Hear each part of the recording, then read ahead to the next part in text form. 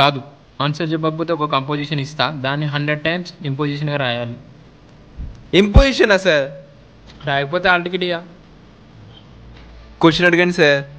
Standard division formula చెప్పరా. Sir కొంచెం దగ్గరకు వస్తారా? చెప్పరా. కంపోజిషన్ ఇవ్వండి సార్, ఇంపోజిషన్ రాస్తా. అర్థమైందని పోయి కూర్చో.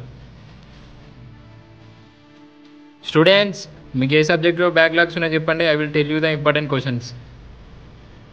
సార్ ఇది మా ఫ్రెండ్ బుక్, కొంచెం ఇంపార్టెంట్ క్వశ్చన్ చెప్పండి. ఇది బుక్కా రగాడిది? ఇవన్నీ మిడ్ నైట్ వరకు చదువుకో. మిడ్ నైట్ వరకు దేనికి సార్ చదువుకోవడం? మినీ జెరాక్స్లో పెట్టుకుంటే సరిపోదా? చదువుకోరా బాబు. ఏంటో ఈ స్టూడెంట్స్ క్లాస్ చెప్పింది బెటర్. స్టూడెంట్స్, అందరికీ కామన్గా ఉన్న బ్యాక్లాగ్ ఏంటి చెప్పండి, ఇప్పుడు మీకు క్లాస్ చెప్తా. ఓకే, ఓవర్ కదా. ఇప్పుడు మీకు క్లాస్ తీసుకుంటాం.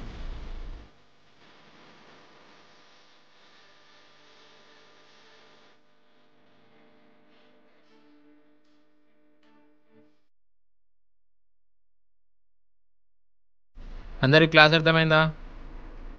Yes sir. Can you explain what I said just now?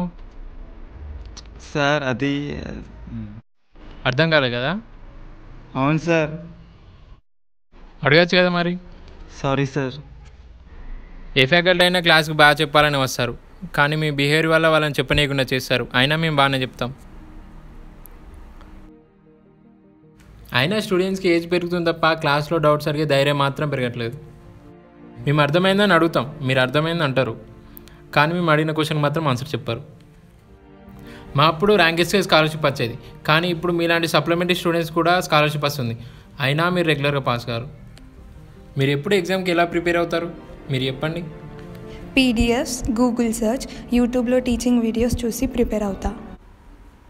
మేము డిఫరెంట్ సోర్సెస్ నుండి అప్డేటెడ్ వాల్యుబుల్ ఇన్ఫర్మేషన్ ఇవ్వడానికి ప్రతిరోజు ప్రయత్నిస్తూనే ఉంటాం, కానీ మా ప్రయత్నాన్ని 1% కూడా మీరు వాల్యూ ఇవ్వరు.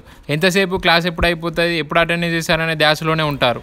ఇలా అటెండెన్స్ కోసం కాకుండా కొంచెం నాలెడ్జ్ కోసం క్లాసెస్ అటెండ్ అయ్యి ఉంటే ఇప్పుడు ఇలాంటి సిచ్యువేషన్లు ఉండేవాళ్ళు కాదు. మా అప్పుడు ఒక టెక్స్ట్ బుక్ ఉండేది, దాని చుట్టూ 10 మంది కూర్చొని చదువుకునే వాళ్ళం.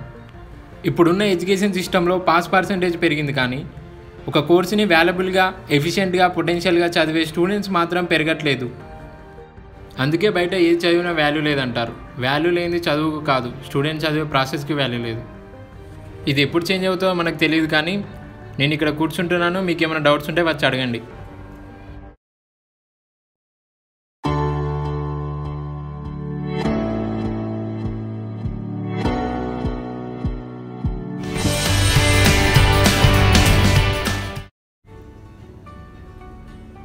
Excuse me sir. Good morning sir. Oh good morning. మా రిజల్ట్స్ వచ్చాయి సార్, అందరు పాస్ అయిపోయాం. అవునా? Congrats. Thank you sir.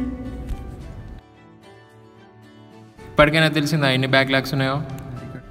Bye sir.